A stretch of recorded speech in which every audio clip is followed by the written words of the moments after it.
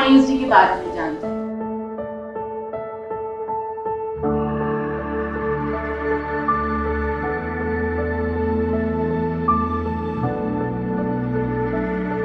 ISD की शुरुआत doctor Khurshid Anwar, हम लोग के हम में से कईयों के दोस्त, हम में से कईयों के गुरु, हम में से कईयों के साथी अब हमारे साथ नहीं हैं इस बीच में, लेकिन 2003-2004 के आसपास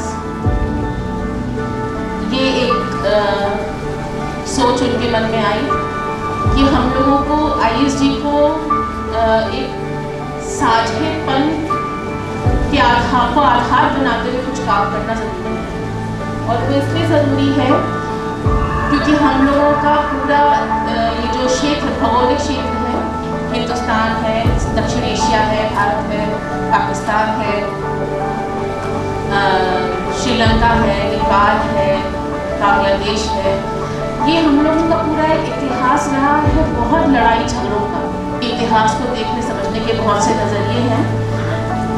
तो एक नज़रिया ये भी है कि हमारे बीच में साझा क्या है, और इस चीज़ को जब तक हम नहीं पहचानेंगे, नहीं मजबूत करेंगे, तब तक हम इस लड़ाई झगड़े, इस हिंसा, इससे हम बाहर निकल नहीं पाएंगे। एक बहुत ही परिपक्व समझ थी खुर्शीद जी की, और उसके चलते उन्होंने शांति, सद्भाव और लोकतंत्र के लिए साझी विरासत, इस कॉन्सेप्ट को, इस मुद्दे को, इस विचार को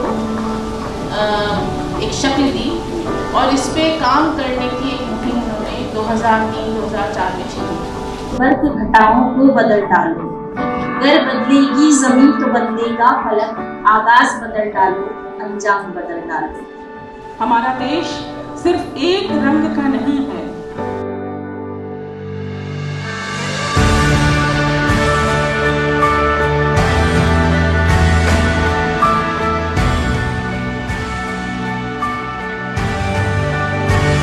बहुत सारी अलग अलग चीजों से मिलके बनते हैं।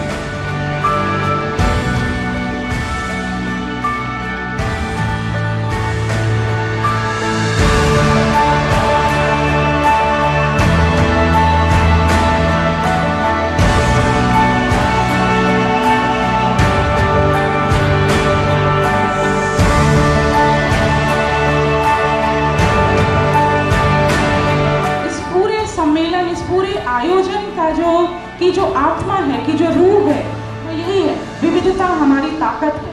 आइए इसे सहेजें।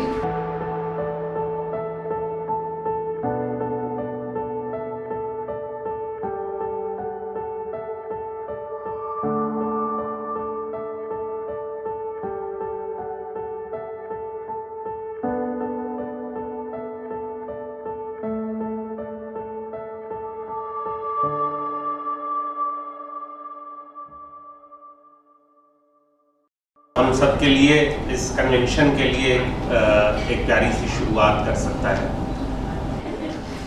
आ चल के तुझे मैं लेके चलूं एक ऐसे गगन के तले, जहां हम भी न हो, आंसू भी न हो, बस प्यार ही प्यार बने।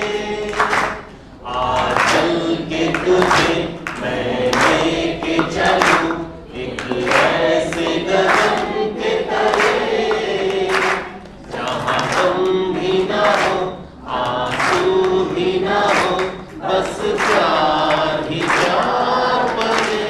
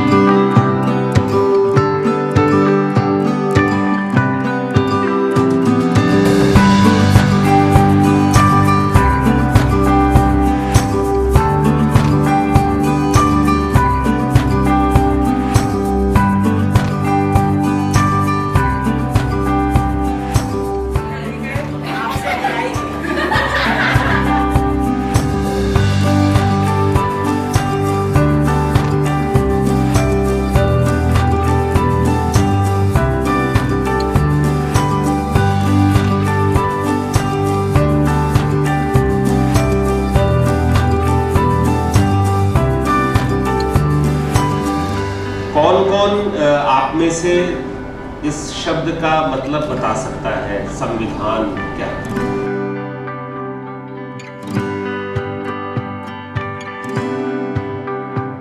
संविधान कुछ नियमों और कानूनों का समूह है सर, जिससे हमारे देश का शासन चलता है।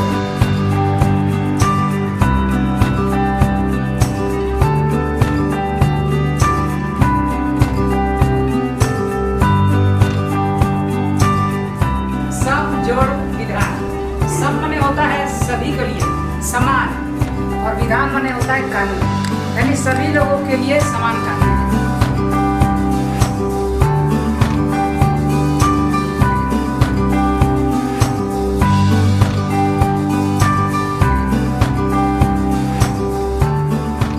जो भी जहाँ भी रहता है, जिसकी जैसी बोली भाषा, जो भी उसका जात धर्म है, वो सबका सम्मान जो है वो संविधान में है कि हम सब उसका सम्मान करें। ये संविधान हमें बताता है।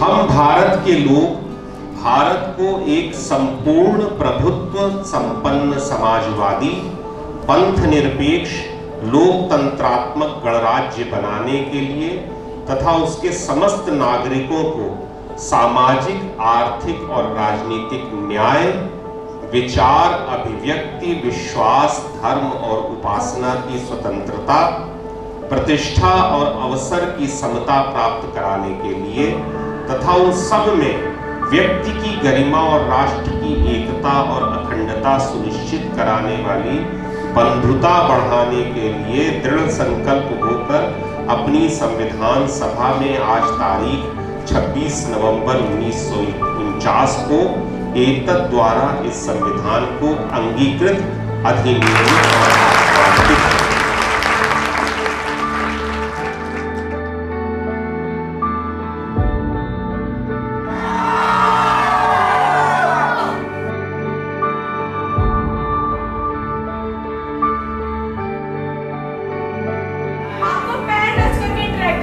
हेलो, ठीक है? नहीं, चेंज।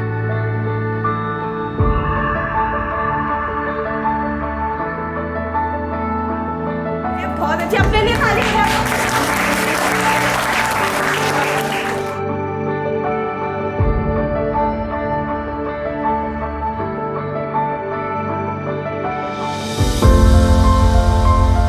एक जेस्चर, एक आवाज पकड़ के आपको अपने आप को इंट्रोड्यूस करना है। जोहार यहाँ उड़ा दो झांकर। मेरा नाम अंशुमान सुमन है। मैं चुगे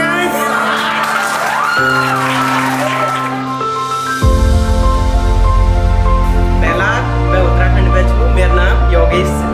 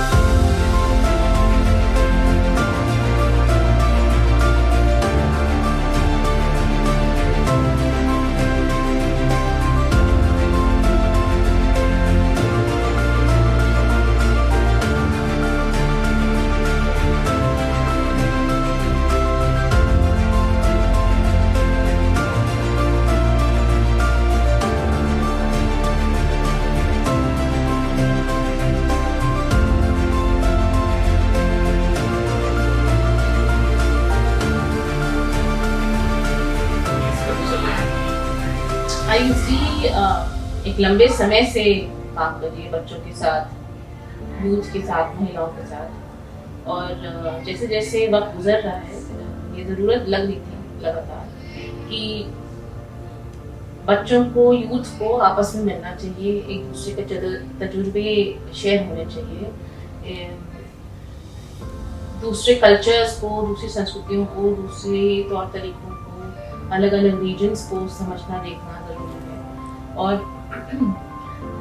कई ऐसे सामाजिक मुद्दे हैं जिन पर बात होनी ज़रूरी है और युवाओं का एक समझ बननी बहुत ज़रूरी है कि कहाँ हमारा समाज कहाँ से आया है, कहाँ जा रहा है और हकीकत क्या है इस समाज की। और नेशनल लेवल पे ही अलग अलग फील्ड्स के बच्चे एक दूसरे से मिलेंगे तो वो एक ज़्यादा एक अलग लेवल का लर्निंग है। जो हम रेगुलर मीटिंग्स कर रहे हैं, वर्कशॉप्स कर रहे हैं, मुद्दों पे बात कर रहे हैं, चीज़ों को समझाने की कोशिश कर रहे हैं, वो एक लेवल है, उसका अपना रेलेवेंस है। लेकिन ये जो कन्वेंशन है और उसमें अलग अलग रीजन्स के बच्चे एक दूसरे से मिलें और एक दूसरे को समझें और जानें, और सिर्फ इतना ही नहीं, सिर्फ हंसी मजाक और उसका एक सेलिब्रेशन ही नहीं, लेकिन उसके साथ ये एहसास कि हम जिस समाज में रह रहे हैं उसके लिए हमारी एक जिम्मेदारी है। ये सिर्फ एक इवेंट नहीं है जिसमें हम आएंगे और हंसी मजाक करेंगे और एंजॉय करेंगे, परफॉर्मेंसेस होंगी, लेकिन उसके साथ एक सेंस ऑफ रिस्पॉन्सिबिलिटी, एक जिम्मेदारी भी इंस्टिल करना कि हम अपने समाज का हिस्सा हैं और उसको कहाँ जा रहा है, किस दिशा में जा रहा है, वो भी हमारी जिम्मेदारी है। उसके बारे में सोचना, चिंता करना या कुछ करना भी हमारी जिम्मेदारी के दायरे में आता है।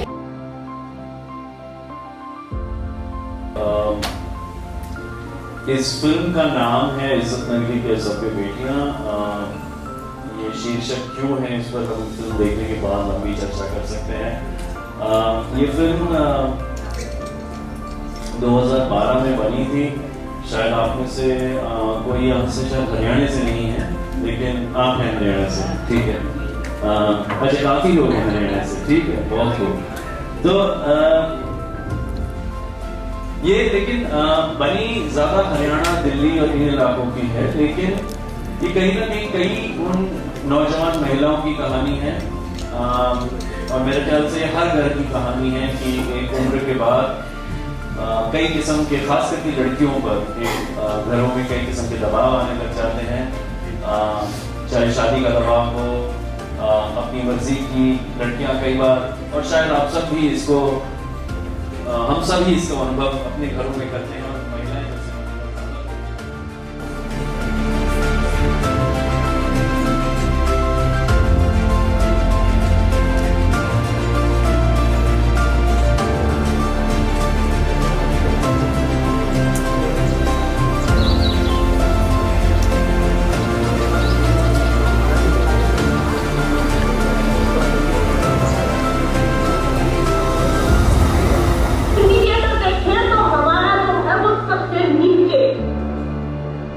हमें पता था कि हमारे संघर्ष के हिसाब से ये सबसे एक्सट्रीम केस था कि गांव के थे दोनों और एक ही गोत्र के थे, और हमें मतलब इस चीज का अंदाजा हो रहा था कि कितना ज्यादा हमारे संगठन के खिलाफ, हमारे काम के खिलाफ दुष्प्रचार किया जा सकता है।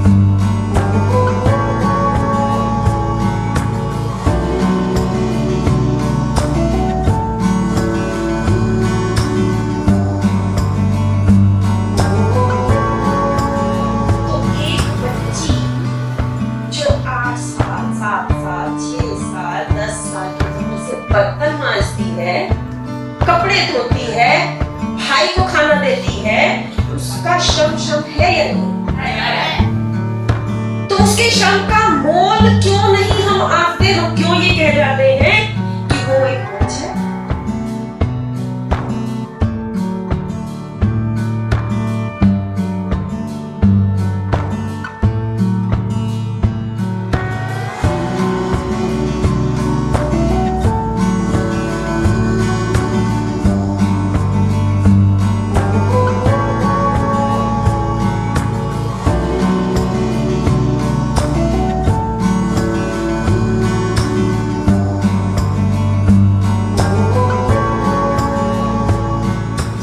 क्या कहते हैं? पोथी पढ़ पढ़ जग मुआ। क्या कहा? पोथी पढ़ पढ़ जग मुआ, पंडित भया न कोई, पंडित भया न कोई, ढाई आखर प्रेम का, पढ़े सो पंडित होए।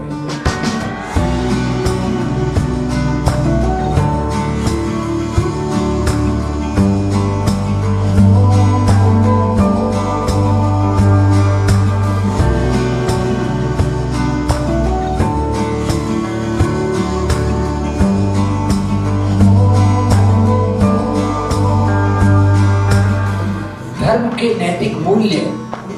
नैतिक मूल्य ये लोगों में प्रेम की भावना को जागृत करते हैं। समाज से प्रेम, दुनिया से प्रेम, परिवार से प्रेम वगैरह वगैरह। और धर्म के नाम की राजनीति ये नफरत को प्रोत्साहन देती है।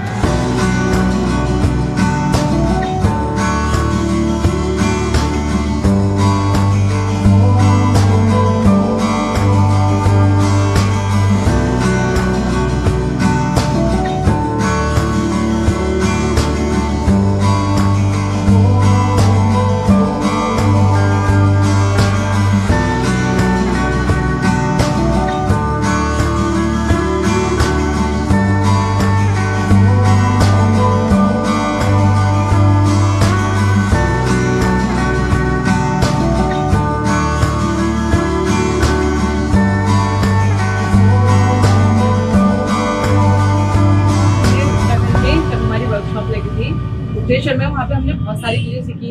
हमारे आसपास के नेचर के बारे में हमने जाना, जो चीज़ हमें पता नहीं थी, हम अपनी स्टडी से जो चीज़ जानते थे वो चीज़ की हमें समझ नहीं थी। हम लोग अपने आसपास की चीज़ें कभी जानी नहीं थी, तो हमने वहाँ पे जानी।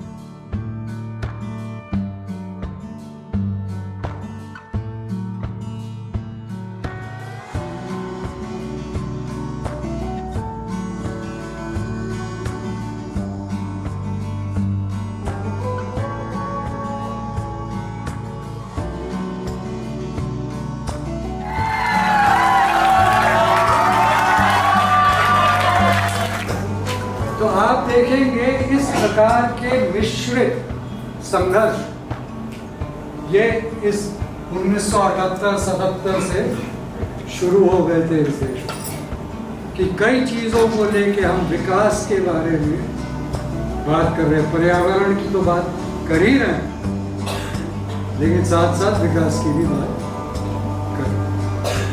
अब दो ही बचे हैं, हाँ दो ही बचे। अब मैं मौसम बदलाव की बात कर रहा हूँ। पर्यावरण का सबसे बड़ा खतरा आजकल कहते हैं कि मौसम बदल रहा है ना? मौसम क्यों बदल रहा है, किसी को मालूम? क्या हो रहा है? प्रदूषण से। कौन सा प्रदूषण से? वायु प्रदूषण। कोई खास चीज है वायु में जो प्रदूषण पैदा कर रही है? ये असल में जिस कहानी से हमने शुरू की थी वहीं पे जाके टकरा रही।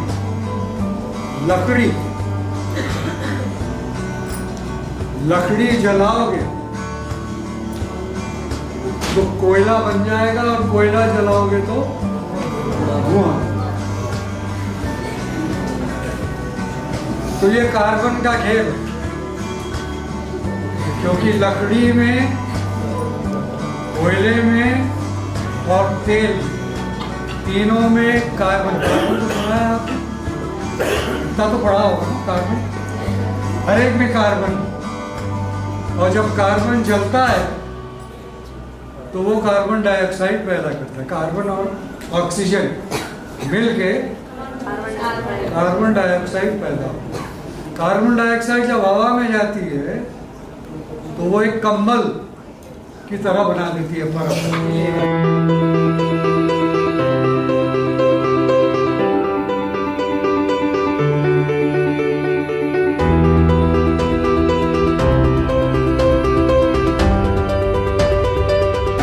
फेक न्यूज का जो जाल है उस पर हम काम करते हैं।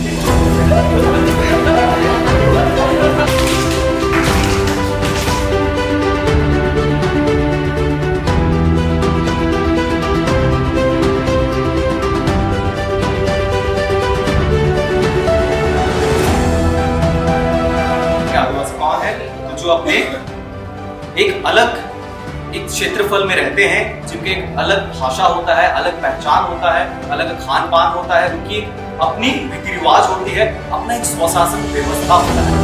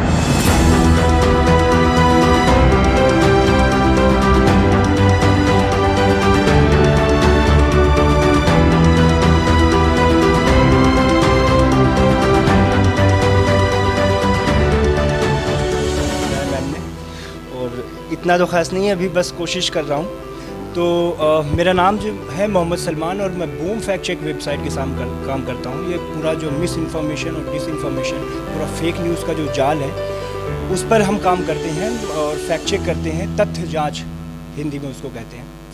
जाग जा ए इंसान, जाग जा ए इंसान, जग से ना मिट जाए तू, मालिक नहीं संसार का, इसका बस एक अंग है। आरंभ नहीं किया तूने, ना ही सृष्टि को बनाया है। आरंभ नहीं किया तूने, ना ही सृष्टि को बनाया है। फिर इतना जिद क्यों कि दुनिया को मिटाना है? अहंकार को तो अपने कर ना पाए काबू, कुदरत को सच्चा कैसे वश में कर लेगा?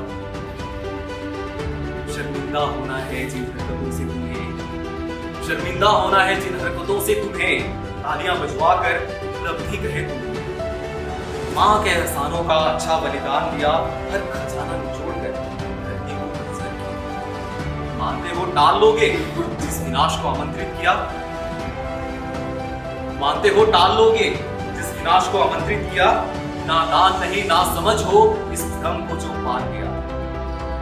बेशक तू मिट जाएगा ऐ इंसान, बेशक तू मिट जाएगा। हरकतें ही ऐसी की है, पर सोच उन चीजों का साथ तेरे जो की कुर्बानी क्यों दो मासूम जिनकी नीयत है, उनकी कुर्बानी क्यों दो मासूम जिनकी नीयत है। संग तेरे जहां में रहे, क्या इनकी गलती है? हक किसने दी जो जग को मिटा दे तू? हक किसने दी जो जग को मिटा दे तू? याद रख मालिक नहीं संसार का, इसका बस एक अंग है।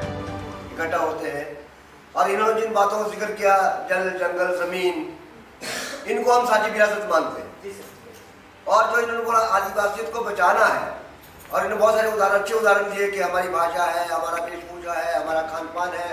और इन्होंने अपने जो है लोक ज्ञान में जो हमारी आयुर्वेद, जितना अगर इन्होंने उसको आयुर्वेद कुछ कहा था जो उनका झारखंड में, उसके जड़ी बूटी जो है जो हमारे हर जगह जो लोग हमारे जंगल से जुड़े हैं, जमीनों से जुड़े हैं, वो लोग रखते हैं और वो उनकी साझी विरासत है।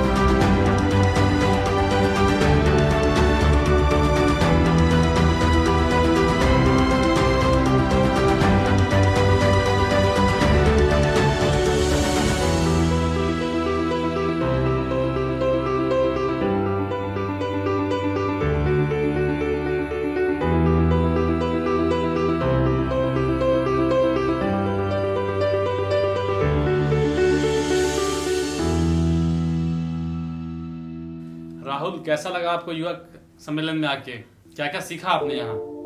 जब हम गांव से चले थे तो हमारे मन में एक झिझक थी, एक डर था कि वहाँ पर पता नहीं क्या होगा, कैसे सम्मेलन होगा, हम कैसे रहेंगे, कैसा खान पान मिलेगा। लेकिन जब हम यहाँ आए हमने देखा कि यहाँ पर पूरी व्यवस्था थी। अपने गेट में एंट्री होते ही पूरी व्यवस्था थी और हमारे आई कार्ड बना दिए गए थे और सभी को एक एक रूम दिया गया था ताकि उसमें 2 रह सके। अपने मुझे पहले डर था कि कैसा होगा कैसा नहीं होगा, पर जब मैं आया तो मैंने देखा कि बहुत सी जगहों से लोग आए हुए हैं और इकट्ठे हैं। पहले मुझे डर था, बहुत ज्यादा डर था, पर अब डर नहीं है। अब मेरा डर भी दूर हो गया है और मैंने बहुत कुछ सीखा। जो वहाँ से लोग आए उन्होंने अपनी भाषाएं सीखी, मैंने उनको अपनी समझाई और बहुत कुछ सीखा, जैसे कि पर्यावरण के बारे में सीखा, आदिवासी विरासत के बारे में सीखा, संविधान और हमारे लोगों के बारे में सीखा और लिंग के बारे में सीखा। तो मुझे बहुत अच्छा लगा, अलग अलग जगह से लोग आए थे, अलग अलग राज्य से लोग आए थे, तो मुझे बहुत अच्छा लगा। हमें बहुत कुछ जानने को भी मिला कि अलग विविधता क्या होती है, ये भी जानने को मिला। अलग अलग शहर के लोगों से मिलके उनके कल्चर, उनके रीति रिवाज, रहन सहन के बारे में जान के मुझे बहुत अच्छा लगा। और अलग अलग जो सेशन हुआ तो मुझे उन सबका नॉलेज मिला। मैं ये जो चीज़ें सीखी हूँ उसे ले जाकर मैं इलाहाबाद में जो सेंटर चलाती है बच्चों के साथ, मैं उन्हें भी ये सब चीज़ें बताऊँगी। ऐसा तो इतना दूर हम पहली बार आए हैं और इतने सारे लोगों से एक साथ मिले और इतने जाने तो बहुत अच्छा लगा। पर्यावरण को बहुत ही मतलब कष्ट पहुंचाते हैं, जैसे गाड़ी चलाते हैं, प्लास्टिक का यूज करते हैं, तो उस सब से ना मतलब हम लोग को पर्यावरण में बहुत क्षति हो रही है। फिर वो सबको समझे कि कम से कम वो सबका उपयोग करें।